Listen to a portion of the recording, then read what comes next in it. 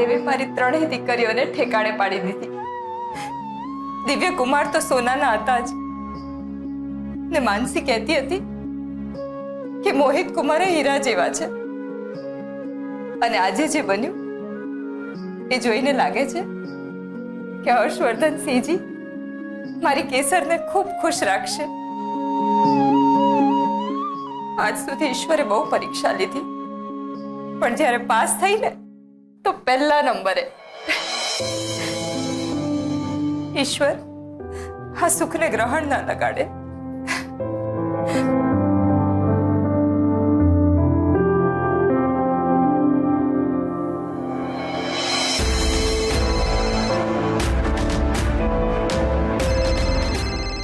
Rajbha phone શું કામ કરતો હશે? સરકારી જમાઈ હતો, શું ખોટું હતું? જય સોમનાથ રાજભા. જય સોમનાથ. 750 એકર ડુંગરના માલિક વિક્રમસિંહ, તું તો મને ભૂલી ગયો. શું રાજભા તું પણ? અરે તું તો મારો એકદમ બેસ્ટ ફ્રેન્ડ છે. અમારી દીકરીના લગ્નની કંકોત્રી આપવા તને કેટલા ફોન કર્યા, પણ તારો તો કોન્ટેક્ટ જ ના થયો. મારા પર વિશ્વાસ ના હોય ને તો તારા ભાઈને પૂછી જોજે. હા, પણ તારો ભાઈ એકદમ નકામો ભાગ્યો છે. નશાની હાલતમાં મારી જોડે ગમે તેવી રીતે વર્તન કર્યું છે. બોલ એમ? હા, તારા ભાઈએ આ ખાનદાની માણસનું બહુ અપમાન કર્યું છે. બોલ, હું તો એકદમ હર્ટ થઈ ગયો. ક્યાં તું, ક્યાં તારો ભાઈ? પણ તું કેમ ફોન નતો કરતો? અરે માણસ મિસ કોલ જુએ તો ફોન તો કરે કે નહીં? લાગે છે હું ક્યાં હતો એની તને ખબર જ નહોતી એમ? ના, મને નહોતી ખબર. ક્યાં હતો તું? દુબઈ કે પછી થાઈલેન્ડ? કાલે રૂબરૂ મળ, પછી તને બધું જ જણાવું છું. કાલે કઈ અર્જન્ટ છે? તને કામ હોય તો જ તું મને મળવા આવી શકે, પણ જો મને તને મળવાની ઈચ્છા હોય તો તું ના આવી શકે એમ? અરે રાજભા, આવું કેમ બોલે છે? તારા માટે તો જીવ દઈ દઉં, પણ આ મારી દીકરીના લગ્ન થયા ને તો સાસરે પૂજા રાખી છે. હવે હું રહ્યો દીકરીનો બાપ, એટલે મારે તો જવું જ પડે. એટલે કાલે જરા અઘરું છે. અરે હા, તે તારી દીકરીને પરણાવી કેમ? હા, ક્યાં પરણાવી? કોની સાથે? અરે કેમ આમ કરે છે રાજભા? તે દિવસે તારે ત્યાં રૂપિયા લેવા આવ્યો હતો ત્યારે તો તને બધી વાત કરી હતી ને. તું સાવ ભૂલકણો છે. આ મારી દીકરીના લગ્ન છે ને,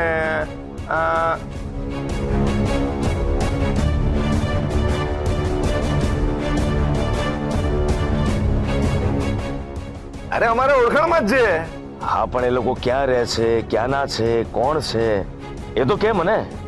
હેલો હેલો, મને સંભળાય છે વિક્રમસિંહ, ધીમે બોલ. હેલો હેલો, મને સંભળાય છે કહું છું. Hello hello.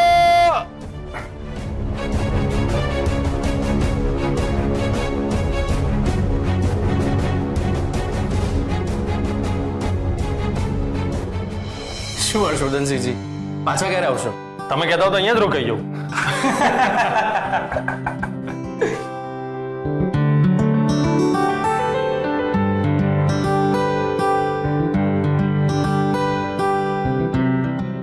મહાદેવજી તમને સુખી રાખે. સુખી થાઓ. શું ગોપીબેન, મજામાં ને? અમારું ઘર ગમ્યું કે નહીં? બહુ ગમ્યું. જીજાજી, મારે કેસર સાથે ખાનગીમાં 2 મિનિટ વાત કરવી છે. કરું? એ ગોપી, તને સમયનો ભાન છે કે નહીં? દેખાતું નથી? એ લોકો જઈ રહ્યા છે. હવે ફોન પર બાકીની ખાનગી વાતો કરજો. અરે પપ્પા, બંને બેસ્ટ ફ્રેન્ડ્સ છે. એમને જે વાત કરવી હોય કરી લેવા દો, મને કોઈ ઉતાવળ નથી. જાઓ, તમારે જે વાત કરવી હોય કરી લો. જ્યાં સુધી તમારી વાત પતશે નહીં ને ત્યાં સુધી હું અહીંથી હલીશ પણ નહીં. ઓકે, જાઓ. જલ્દી બતાવજો. કેવું પડે, નહીં તો એ લોકો વાતો વળગે ને તો બધું જ ભૂલી જાય. જરા બહાર ઉભો છું.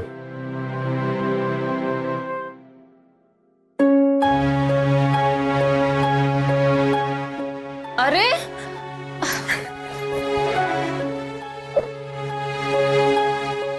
ઓ મારી બ્યુટી ક્વીન, રડવાનું તો મારે હોય, તારે નહીં.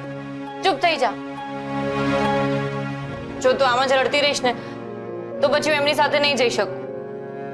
તું નથી ઈચ્છતી કે હું રાજી ખુશીથી જાઉં? પણ તું શું કામ જાય છે? ના જઈશ ને? તું જીજાજીને કહી દે કે નથી આવતી. હું જઈને કહું? અરે જીજાજીના ઘરે તો કેટલા બધા લોકો છે, એમના તો ફ્રેન્ડ્સ પણ હશે, પણ મારી તો વન એન્ડ ઓનલી ફ્રેન્ડ કેસર જ છે. તું જતી રહીશ તો હું શું કરીશ? ઓ ડફોડ, તું જ કહે છે ને કે શિવગઢ અને રાજગઢ વચ્ચે બહુ અંતર નથી, તો પછી બસ તને જ્યારે પણ ઈચ્છા થાય ત્યારે તો આપણી ગાડીની કિક મારજે અને આવી જજે મને મળવા. બહુ સારું, મારો આઈડિયા મને જ કહીશ? કેસર, તું મને છોડીને ના જઈશ ને? જો ગોપી, હવે તું ચૂપ થઈ જા, નહીં તો મને પણ રડવું આવી જશે. કેસર, તું જીજાજીને કહેજે કે બહુ સારા છે, પણ એમણે મારી કેસરને મારાથી અલગ કરીને એ બહુ જ ખોટું કર્યું છે. ઓ મારી બ્યુટી ક્વીન, આ આખી દુનિયામાં આપણને બંનેને કોઈ જ અલગ ના કરી શકે, સમજી? હવે રડવાનું બંધ કર ને.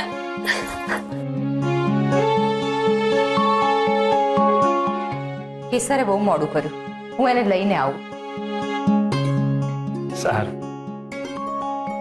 ચલો દિવ્યકુમારસિંહજી, હું નીકળું. Take care. અને એની બહેનો ને એમના બાળકનું ધ્યાન રાખજો. બસ આટલો જ સંબંધ? દિવ્ય કહેતા કહેતા ફરી દિવ્યકુમારસિંહજી કહેવા લાગ્યા? સા પારકા બનાવી દીધા? અરે ના ના, એવું કઈ નથી. ચલો આપણે એક કામ કરીએ કે બધાની સામે એકબીજાને માનથી બોલાવીશું અને એકલામાં નામથી. એટલે હું પોલીસ સ્ટેશન આવું એટલે મારે તમને હર્ષ કહીને નહીં બોલાવવાનું, એમ જ ને? હા. અને રી બેન, હું અમને એકલામાં નામથી બોલાવું તો ચાલશે ને? મને એમ કહો કે હું અમને એકલામાં દિવ્ય કહીને બોલાવું છું, એ વાત તમને કેસરે કહીને?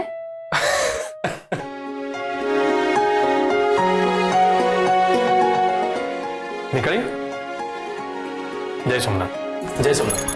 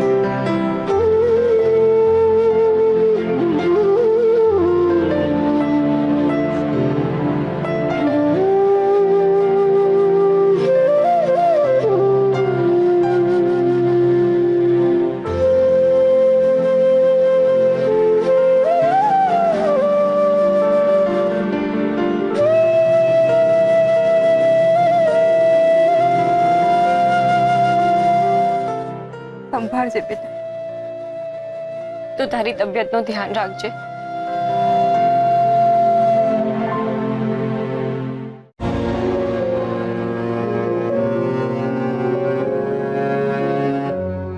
રડીશ નહીં મારી ડફોડ.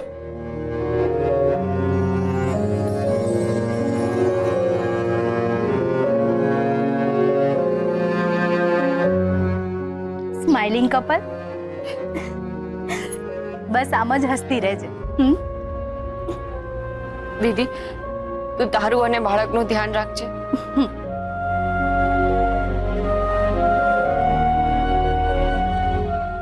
જીજુ, હું જાઉં છું. તબિયત સાચવજે.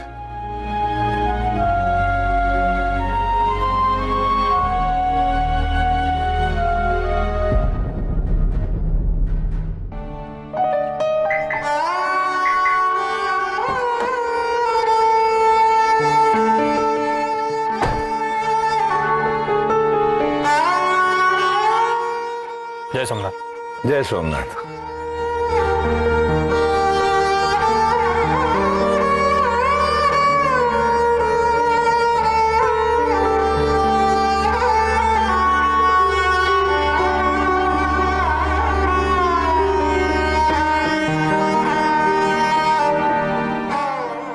દીકરી કેટલી મોટી થઈ ગઈ છે, હા? એનું માન પણ વધી ગયું ને ઉંમર પણ. બરાબર ને?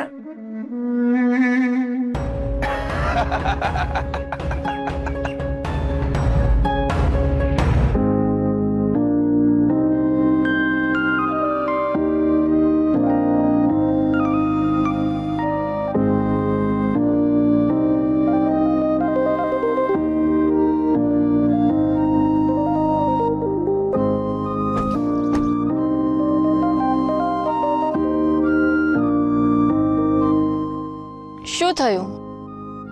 કેસર, એકચ્યુઅલી હું આગલી રાત્રે જ વાત કરવા માટે તારા ઘરે આવી ગયો હતો, પણ આપણી વચ્ચે કઈ વાતચીત થઈ ના શકી, અને ઘરે જઈને પણ વાતચીત થઈ શકશે કે નહીં એની ખબર નથી, કારણ કે અમારા ઘરની દિવાલોને આંખ નાક કાન બધું જ છે.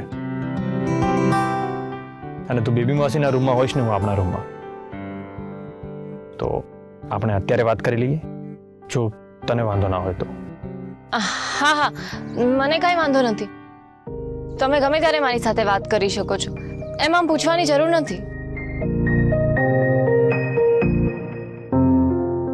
તું ગોપી સાથે જે વાત કરી રહી હતી એના વિશે પૂછવું છે. હા, એ બધું એને એટલા માટે કહી રહી હતી કારણ કે મને ક્યારે કોઈની સાથે પ્રેમ નથી થયો, કે પછી પ્રેમ થાય એવી પરિસ્થિતિ પણ નથી આવી. એટલે આપણે પ્રેમમાં છીએ એ સમજવું હોય તો કેવી રીતે સમજવાનું એ પણ નથી ખબર. પણ તમે આજે જે પોતિકાપણાથી મારી મમ્મી સાથે વાત કરી, વાલથી બેસાડીને એને જમાડી, એની કાળજી કરી અને અધૂરામાં પૂરું મારી મમ્મીનો પક્ષ લઈને ડેડીને સમજાવ્યા, આ બધું જ મને બહુ ગમ્યું. અને મારા માટે તો જે વ્યક્તિ મારી મમ્મીને આટલું વહાલ કરે, એની કાળજી કરે, એના ઉપર લાગણીનો ઠપ્પો તો લાગી જ જાય. અને તમે એ વ્યક્તિ છો જેના પર મેં લાગણીનો ઠપ્પો મારી દીધો છે.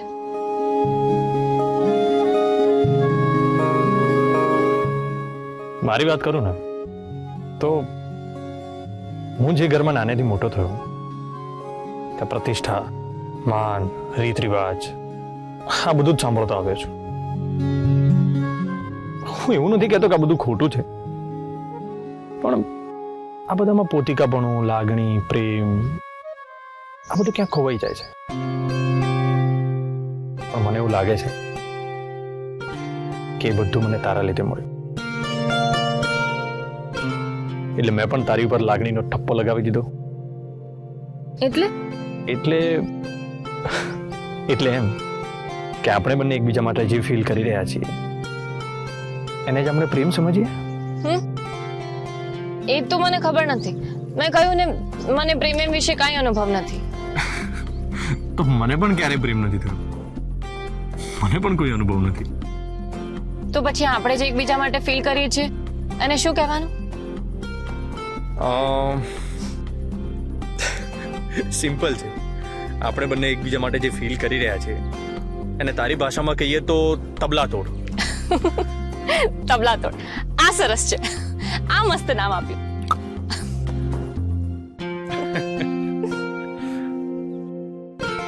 જઈ આટલું જલ્દી કેમ? હજી રોકાવું છે?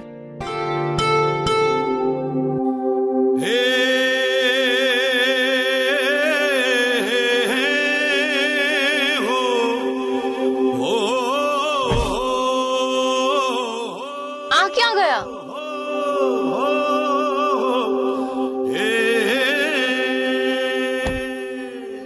ક્યાં છો? સાંભળો છો? હર્ષવર્ધન, હર્ષવર્ધન,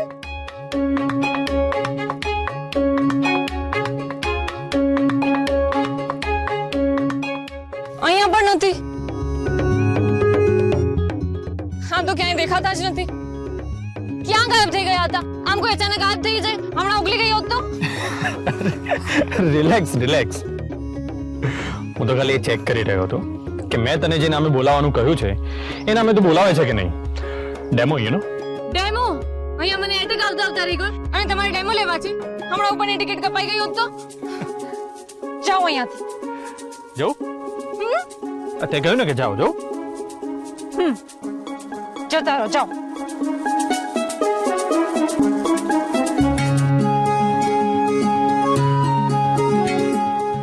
સાચે છું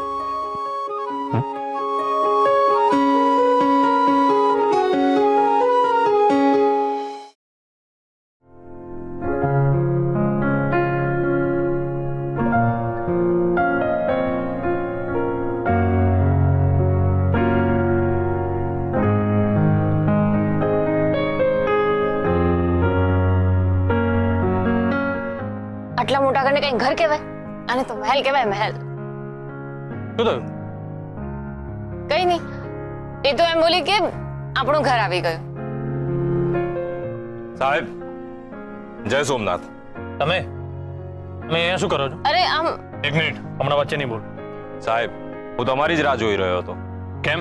સાંભળો છો હું શું કહું છું આપણા લગ્નમાં ના આવ્યા? અરે સાહેબ મેં કહ્યું હતું ને કે ઘરે કામ છે અને તમારી પાસે જ શીખ્યો છું. Duty first. વાહ કેસર, આ જોશી છે, મોસ્ટલી મારી સાથે જ હોય છે. જય સોમનાથ જોશીભાઈ. અને જોશી, આજે મારી વાઈફ કેસર, કેસર હર્ષવર્ધનસિંહ.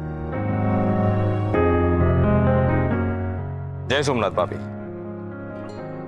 ભાભી હું લગ્નમાં ના આવી શક્યો ને તો સાહેબને તમે મારા તરફથી મનાવી લેજો. અને સાહેબ હું તમારા લગ્નમાં નહોતો આવ્યો પણ તમારા માટે ગિફ્ટ લાવ્યો છું. ગરીબ તરફથી નાનકડી ભેટ. જોશીભાઈ ગિફ્ટ નાની કે મોટી નથી હોતી. ગિફ્ટ આપનાનું મન મોટું હોય ને તો ગિફ્ટની કિંમત સોના કરતા પણ વધારે વધી જાય છે. સાહેબ ભાભીએ બહુ મોટી વાત કરી.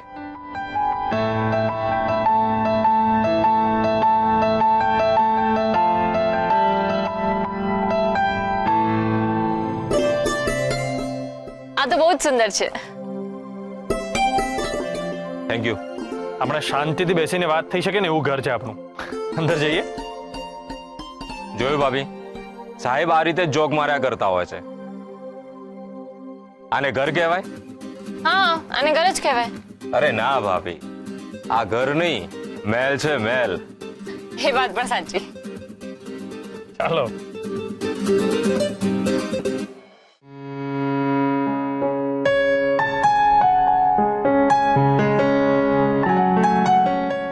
સાહેબ હું તમારી સાથે એક અગત્યની વાત કરવા આવ્યો છું. એ તો તમે મારા લગ્નમાં ના આવ્યા પણ અહીં તાબડતોબ આવ્યા ને એટલે લાગ્યું જ કે કંઈક તો ઇમ્પોર્ટન્ટ છે જ. બોલો શું વાત છે? સાહેબ એક ખરાબ સમાચાર છે. રાજભા જેલમાંથી છૂટી ગયા છે.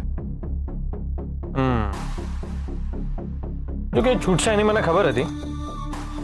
હું પહોંચેલી માયા છે ને. એ વાત સાચી સાહેબ. જો કે રાજભાને જેલમાં પૂરવાથી એની જે ગેરસમજણ હતી કે આપણા ગામમાં આપણને કોઈ હાથ પણ નહીં અડાડી શકે એ દૂર થઈ ગઈ અને એની ફજીતી થઈ એ વધારાની. સાહેબ વિથ રિસ્પેક્ટ કહું તો આવા માણસોને ઇજ્જત અને આબરૂ જેવું કંઈ હોતું નથી પણ આપણે એને ઓછો ના હાંકવો જોઈએ.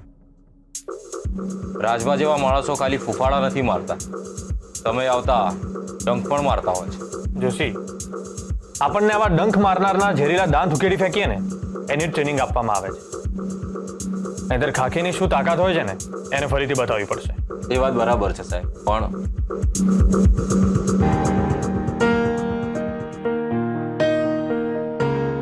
Thank you.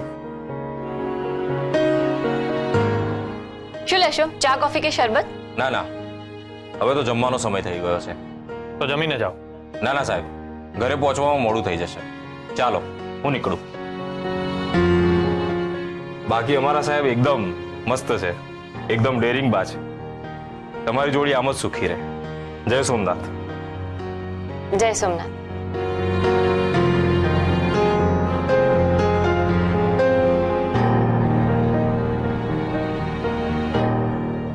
શું થયું?